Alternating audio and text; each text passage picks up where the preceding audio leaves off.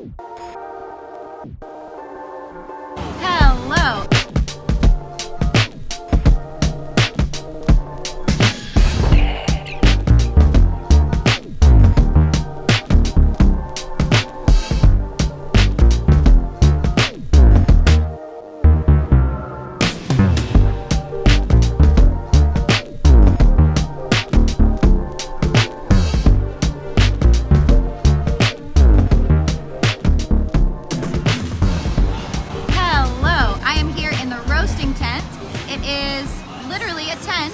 Filled with a bunch of little roasters so people can give them all a try.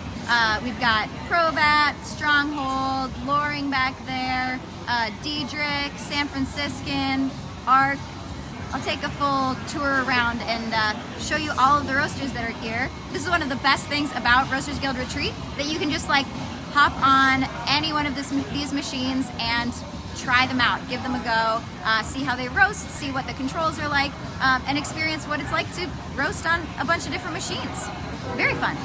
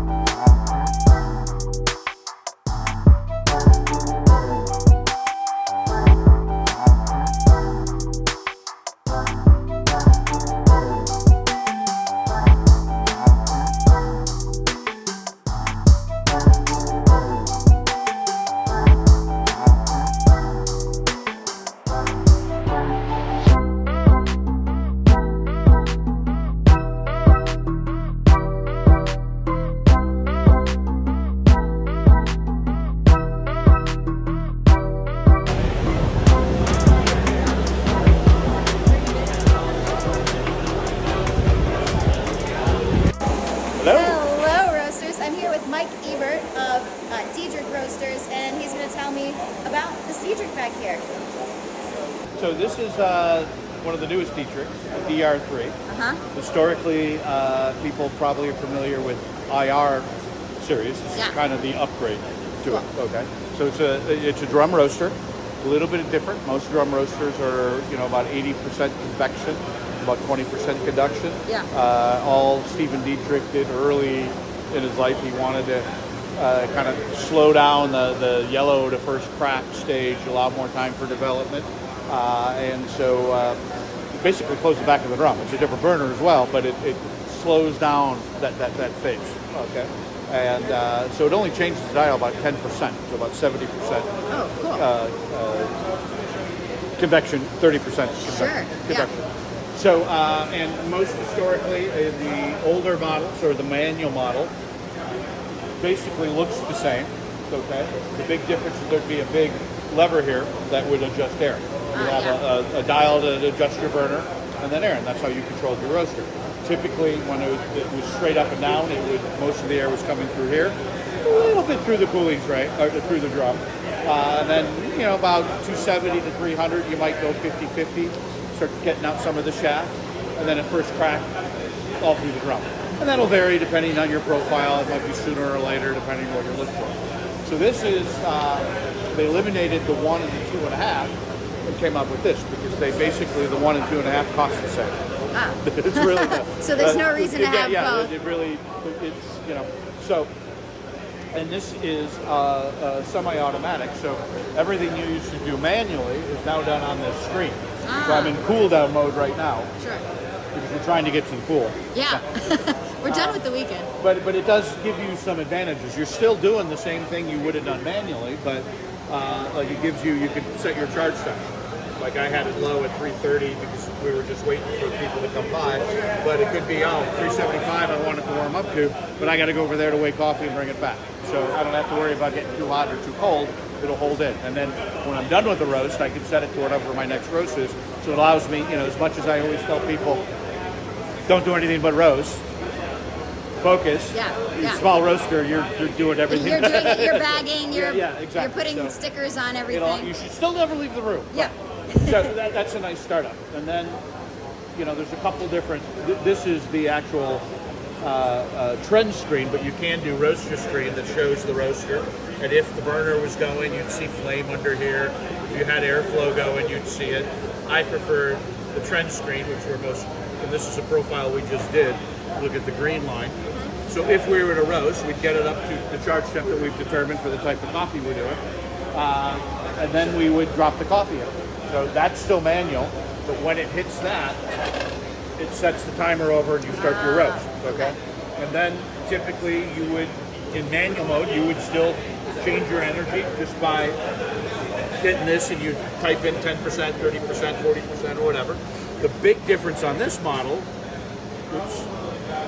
is instead of just the two settings, 100% through the cooling tray, 100% through the drum, and 50-50, this allows you 0 to 100. So you can do 31.5 if you think somehow that's going to bring out more sweetness or whatever the case may be. Cool.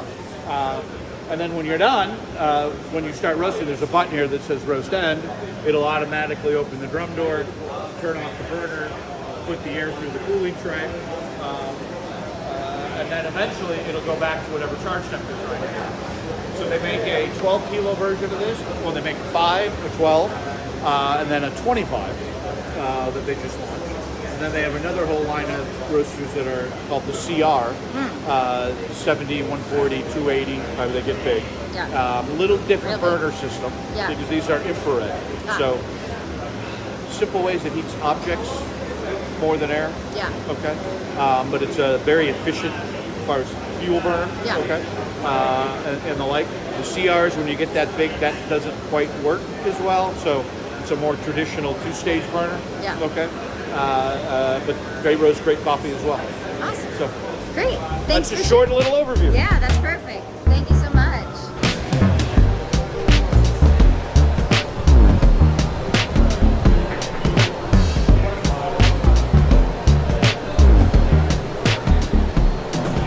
The Lorings are unique in the sense that they're a drum roaster that has air convection heat. There's no heat underneath the drum to come through, and all the heat is generated from the cyclone.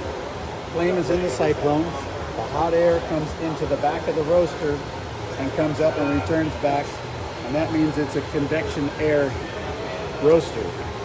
But it's a drum roaster at the same time. The paddle assembly is rotating the beans, and the airflow is coming through the beans, and this allows for the roaster that does not get any hotter than the air gets.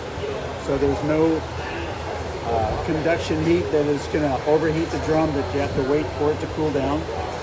You can just go ahead and start your next batch with the process with the heat that's in there.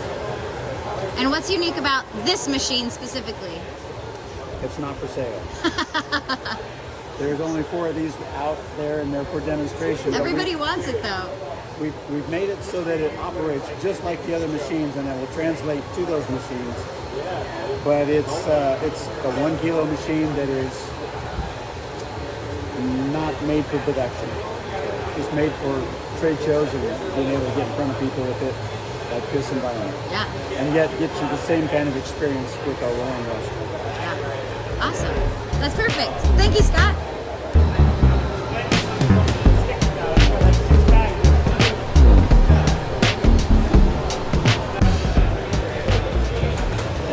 This is Isaiah with Giesen. Hello, hello. Hi, Isaiah, can you tell me about this machine? Yeah, so this is Giesen's W1A. So you can hold up to 1.5 kilos in it. I mean, it does everything that even the larger Giesen roasters and the sample roaster do. So, you can control your air pressure, drum speed, all from here on the side with the software or directly from the computer. Here we have the changing of our air temperature, so what our drop temp we want it to be, we can adjust that, high or low, and then we can also control our gas valve based on percentage. So right now, 10%, you can see even hear the flame, bump that up higher, bump our air temp up. control, kind of the air temp you want to drop in, which is really fun. So Nice. we've been exploring with that all day. And it holds it steady at the air temp that you want it to drop at? Exactly. Yep. So, and it'll control the gas valve to stay at that temperature. Oh, cool. And you said you can change the drum speed. How do you do that? Yeah. So you can do it directly from here. So we have it in hertz. Oh, okay. So you can change that. It's based on the motor. It's telling the motor how fast to go, which is based off the hertz frequency. And then you could also just do it on here by going to just here, and then you can subtract. Same with the air pressure. Bump that all up right here. Just right on the fly. But yeah, whether you want to do it on the laptop or directly from the side panel, all of it's controlled on the fly. Awesome. Thank you very much. Yeah, thank you.